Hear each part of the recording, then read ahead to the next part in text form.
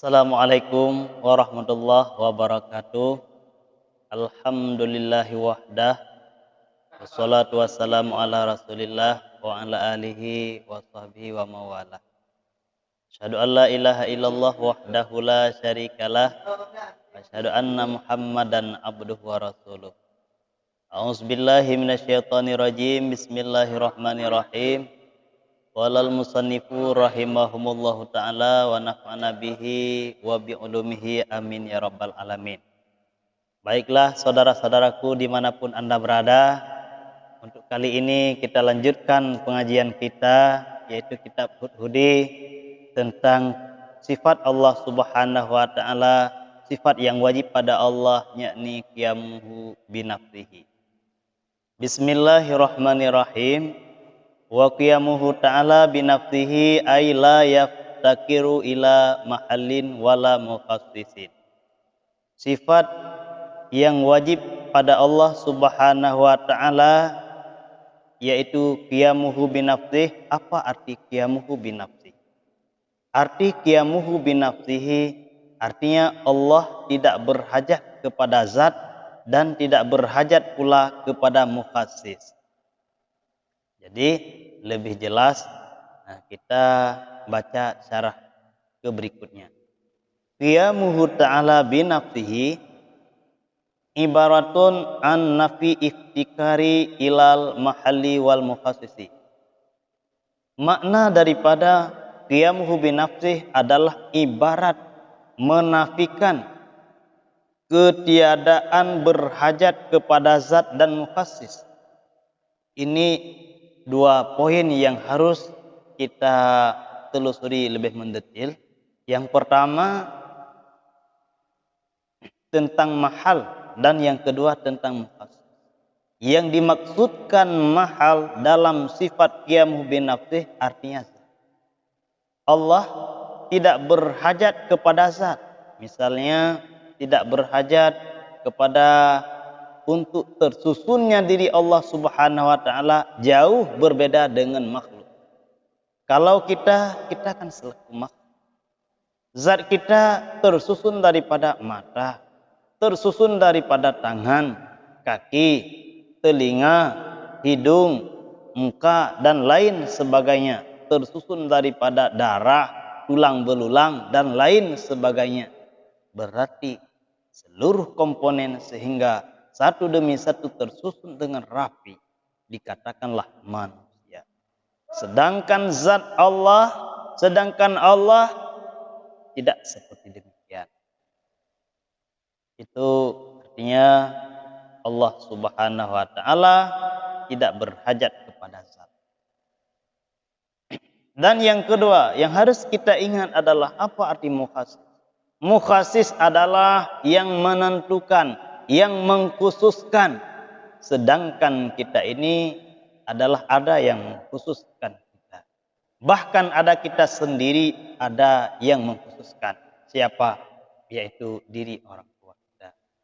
Dan pekerjaan kita ada yang menentukan. Misalnya kita melakukan pekerjaan hari ini seperti pergi ke sawah. Siapa yang suruh kita? Orang tua. Berarti orang tualah kita sebagai mukhassis.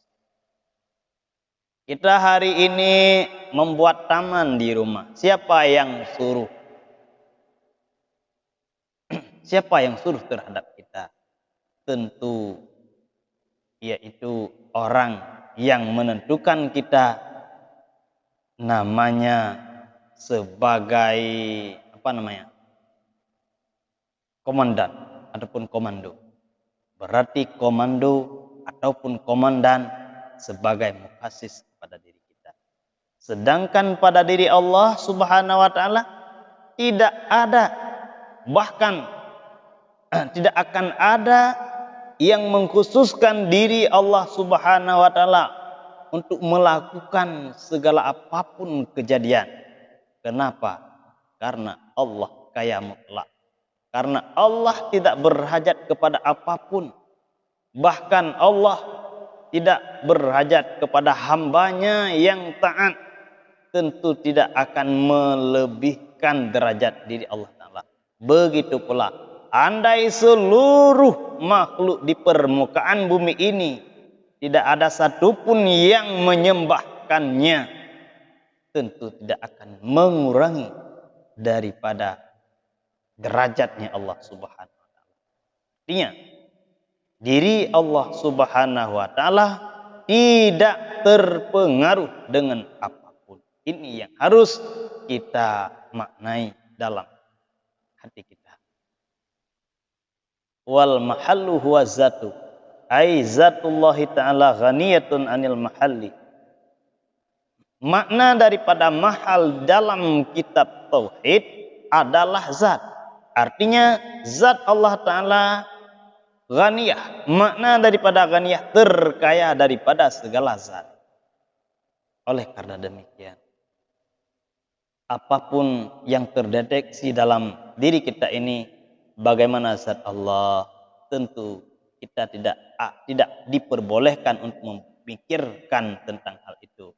Hanya saja Allah Subhanahu wa taala menyuruhkan kita tafakkaru fi khalqillah. Pikirkan oleh kalian zat Allah. Pikirkan oleh kalian tentang ciptaan Allah taala, wala tafakkaru fi zatillah. Jangan engkau pikirkan tentang diri zat Allah Subhanahu wa taala. Oleh karena demikian, di dalam kehidupan kita ini, kita di saat menyaksikan apapun yang diciptakan oleh Allah, itu dapat menambahkan keimanan kita ini. Misalnya, kita menanam cabai, hasilnya pedas. Kita menanam batang kelapa, akhirnya manis. Siapa yang memberikan hal itu? Padahal satu tempat yang kita tanam, tetapi hasilnya yang berbeda. Tentu itu adalah tidak terlepas daripada kekuasaan Allah. Wal mukhassisu bi kasri shadi huwal fa'ilu. Wa bi istighnaihi anil mahalli ay an zati yakumu biha. Yalzimu ayakuna zatan la sifatan. Lafaz mukhassis dibaca dengan kasrah sad, artinya mukhassis. Jangan dibaca mukhassas, karena beda ini. Kalau mukhassis isim fa'il, kalau mukhassas isim maf'ul. Juga ini sangat berbeda pemahamannya. Mukhassis artinya fa'il, pelaku, artinya yang mentaksiskan diri Allah Ta'ala. Sudah kita bahaskan barusan yang bahwa Allah tidak berhajat kepada mukhassis, beda dengan kita. Maka terkayanya Allah Ta'ala daripada mahal, artinya zat Allah Ta'ala sangat terkaya, yang memposisikan dengannya zat. Kita ini, tubuh kita tersusun daripada tulang belulang, dilapisi dengan kulit, sehingga kita sepertinya begini. Allah Ta'ala maha segala-galanya. Apapun yang terdeteksi dalam benak hati kita jauh sangat berbeda. Karena kenapa? Kita sudah tanamkan dalam hati kita, laisa kamitslihi syai'un wa huwas samiul basir. Allah tiada misalnya dengan sesuatu apapun. Yalzimu ayakuna zatan la sifatan, yang melazimkan bahwa ianya Allah Ta'ala zat, bukan sifat. Allah adalah zat yang wajib wujud, yang wajib ada. Allah tidak berhajat kepada makhluk, sedangkan kita ini berhajat kepada Allah. Ini kalau ditanya oleh teman kita, saudara kita, di manakah perbedaan Khalik dengan makhluk? Mudah kita jawab. Khalik yaitu Allah. Allah ma'bud bil haq, yang menjadi sembahan yang benar, sebenar-benar. Allah tidak berhajat kepada makhluk. Sedangkan kalau makhluk berhajat kepada Allah. Itu yang harus kita. Li'anna sifata la budda an takuma bimahalli. Karena bahwasanya sifat mesti berdiri ia dengan zat.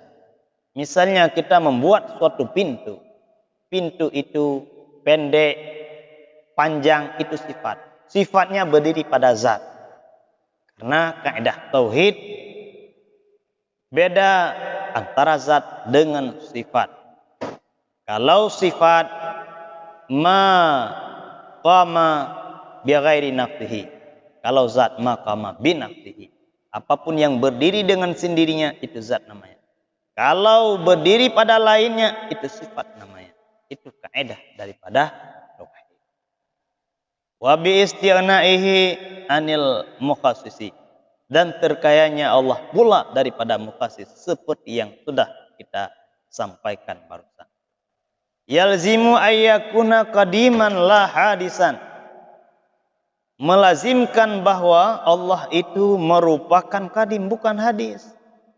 Li'annahu la yahtaju ilal mukhassis wa huwal fa'il illal hadisa.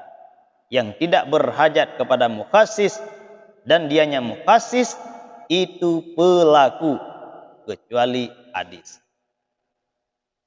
Oleh karena demikian Allah qadim. Allah adalah qadim, bukan hadis. Kalau hadis itu berasal daripada tiada. Seperti apa? Seperti kita. Kita ini makhluk. Kita adalah hadis kudus.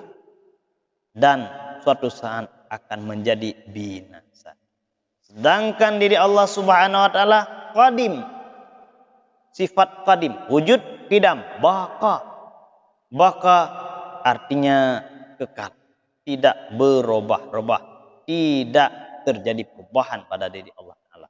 Sedangkan kita suatu saat nanti akan fana, akan dibinasakan oleh Allah Subhanahu. Oleh karena demikian, Allah tidak berhajat kepada mukhassis.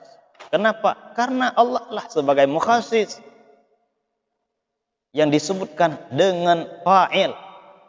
Kita mengerjakan apapun di permukaan bumi tidak terlepas daripada kontrolan Allah. Yang sering kita dengar, wallahu khalaqakum wa ma ta'malun. Allah yang menciptakan kalian dan apapun yang kita kerjakan itu merupakan kehendak kekuasaan daripada Allah Subhanahu wa taala. Jadi perbuatan yang baik boleh dinisbahkan kepada Allah taala. Perbuatan yang buruk jangan disalahkan Allah. Allah memang berkehendak tetapi tidak menyukai terhadap apa yang kita lakukan bila perbuatan yang kita lakukan itu merupakan perbuatan yang salah ataupun berdosa. Terima kasih kepada saudara-saudaraku. Cukup sekian kajian kali ini, yaitu tentang sifat Allah Subhanahu wa taala, sifat yang wajib pada Allah taala, yaitu qiyamuhu bin. Wassalamualaikum warahmatullahi wabarakatuh.